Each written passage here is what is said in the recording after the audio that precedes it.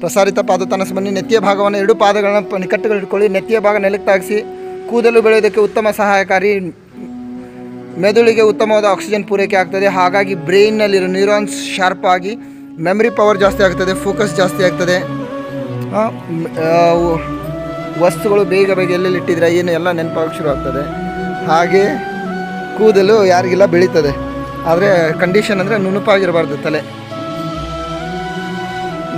ಸಾಕು.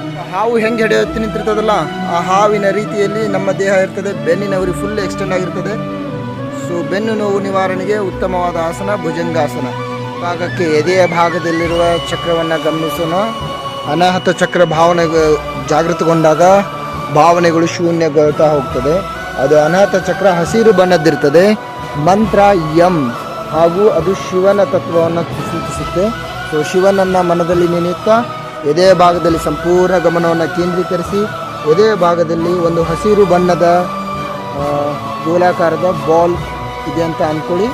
ದೀರ್ಘವಾಗಿ ಉಸಿರು ತಗೊಳ್ಳೋಣ. ಶಿವನನ್ನು ಮನದಲ್ಲಿ ನೆನೆಯುತ್ತಾ ಯಂ